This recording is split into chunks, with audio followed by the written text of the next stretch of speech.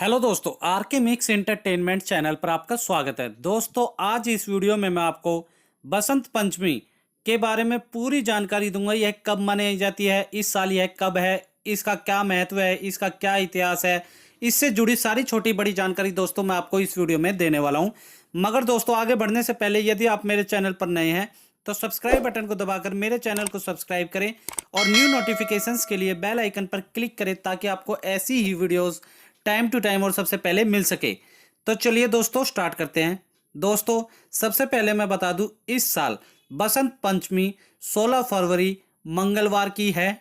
दोस्तों, बसंत पंचमी हिंदुओं का प्रमुख त्योहार है और बसंत पंचमी को श्री पंचमी और ज्ञान पंचमी भी कहा जाता है।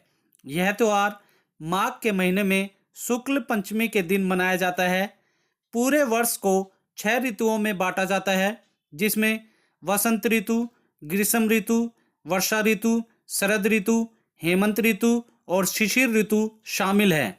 इन सभी ऋतुओं में से बसंत को सभी ऋतुओं का राजा माना जाता है।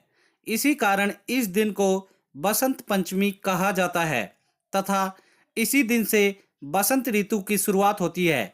इस ऋतु में खेतों में फसलें लहला उठती हैं और फूल खिलने लगते हैं एवं हर जगह खुशहाली नजर आती है तथा धरती पर सोना उगता है, अर्थात धरती पर फसल लहलाती है।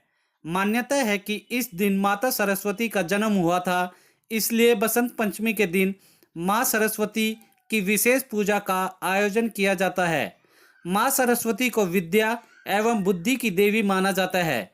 बसंत पंचमी के दिन माँ सरस्वती से विद्या, बुद्धि, कला एवं ज्ञान का वरदान मांगा जाता है।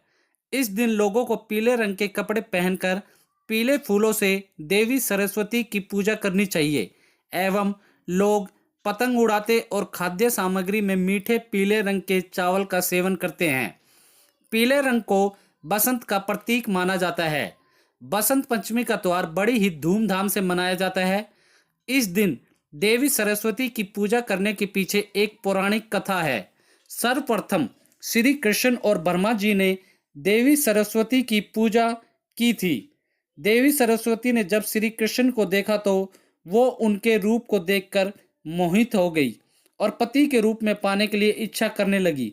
इस बात का भगवान श्री कृष्ण को पता लगने पर उन्होंने देवी सरस्वती से कहा कि वे तो राधा के प्रति समर्पित हैं, परंतु सरस्वती को प्रसन्न करने के लिए भगवान श्री कृष्ण देवी सरस्वती को वरदान देते हैं कि प्रत्येक विद्या की इच्छा रखने वाले को माघ महीने की शुक्ल पंचमी को तुम्हारा पूजन करेंगे।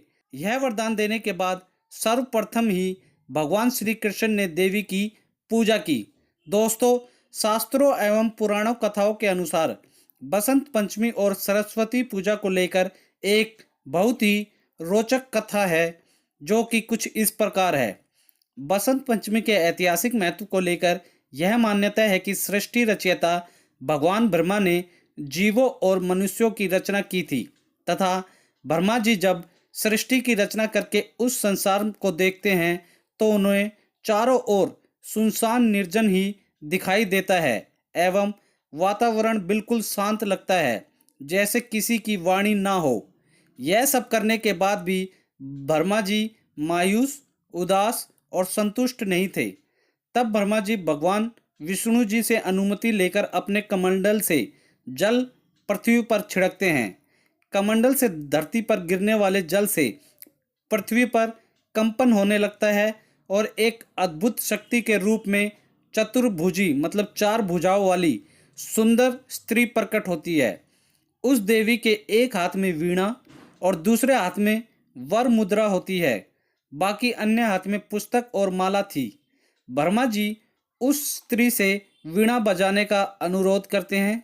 देवी के वीणा बजाने से संसार के सभी जीव जंतुओं को वाणी प्राप्त हो जाती है। उस पल के बाद से देवी को सरस्वती कहा गया। दोस्तों, उस देवी ने वाणी के साथ साथ विद्या और बुद्धि भी दी, इसलिए बसंत पंचमी के दिन घर में सरस्वती की पूजा भी की जाती है। अर्थात दूसरे शब्दों में बसंत पंचमी का दूसरा नाम सरस्वती पूजा भी है। देवी सरस्वती को भागीश्वरी, भगवती, शारदा, वीणावादिनी और वाग्देवी सहित अनेक नामों से पूजा जाता है। दोस्तों, भारतीय पंचांग में 6 ऋतुएं होती हैं। बसंत ऋतुओं को ऋतुओं का राजा कहा जाता है। बसंत पंचमी फूलों के खिलने और नई फसल के आने का त्योहार है। ऋतुराज बसंत का महत्व बहुत अधिक है। दोस्तों, ठंड के बाद प्रकृति की छटा देखते ही बनती है। इस मौसम में खेतों में सरसों की फसल, पीले फूलों के साथ आम के पेड़ पर आए फूल, चारों तरफ हरियाली और गुलाबी ठंड मौसम को और भी खुशनुमा बना देती है। यदि सेहत की दृष्टि से देखा जाए तो यह मौसम बहुत अच्छा होता है। इंसानों के साथ साथ पशु पक्षियों में नई चेतना का संचार होता है। इस ऋतु को काम बाण के लिए भी अनुकूल माना जाता है। यदि हिंदू मान्यताओं के अनुसार देखा जाए तो इस दिन देवी सरस्वती का जन्म हुआ था। यही कारण है कि यह त्योहार हिंदुओं के लिए बहुत खास है। इस त्योहार पर पवित्र नदियों में लोग स्नान आदि करते हैं। इसके साथ ही हाथी बसंत मेला का आयोजन भी किया जाता है। बसंत पंचमी के दिन को बच्चों की शिक्षा दीक्षा के आरंभ के लिए शुभ मानते हैं। इस दिन बच्चे की जीभ पर शहद से ओम बनाना चाहिए। माना जाता है कि इससे बच्चा ज्ञानवान होता है, वह शिक्षा जल्दी ग्रहण करने लगता है। 6 माह पूरे कर चुके बच्चों को अन्न का पहला निवाला भी इसी दिन दिलाया जाता है। दोस्तों, अन्नप्राशन के लिए यह दिन अत्यंत शुभ है। बसंत पंचमी को परिणय सूत्र में बंधने के लिए भी बहुत सौभाग्यशाली माना जाता है। इसके साथ साथ गृह प्रवेश से लेकर नए कार्यों की शुरुआत के लिए भी इस दिन को शुभ माना जाता है। तो दोस्तों, उम्मीद करता हूँ इस वीडियो में मैंने आपको बसंत पंचमी से रिलेटेड सारी जानकारी अच्छे से दे दी होगी। दोस्तों, अगर आप लोगों को वीडियो अच्छी लगी तो इसे लाइक करें, अपने सारे फ्रेंड्स रिलेटिव हर जगह इसे मैक्सिमम से मैक्सिमम शेयर करें ताकि उनको भी ये यूजफुल जानकारी मिल सके। और दोस्तों, कमेंट बॉक्स में आप लोग बसंत पंचमी कैसे मनाते हैं, या इस साल आप लोगों ने बसंत पंचमी पे क्या किया, या जो भी आप लोगों बसंत पंचमी के बारे में कहना चाहते हैं वो हमें कमेंट सेशन में लिख कर जरूर बताएं दोस्तों। और दोस्तों, इसी के साथ यदि आप मेरे चैनल पर नए हैं तो सब्सक्राइब बटन को दबाकर मेरे चैनल को सब्सक्राइब करें और न्यू नोटिफिकेशंस के लिए बेल आइकन पर क्लिक करें ताकि आपको ऐसी ही वीडियोस टाइम टू टाइम और सबसे पहले मिल सके। धन्यवाद दोस्तों। जय हिंद।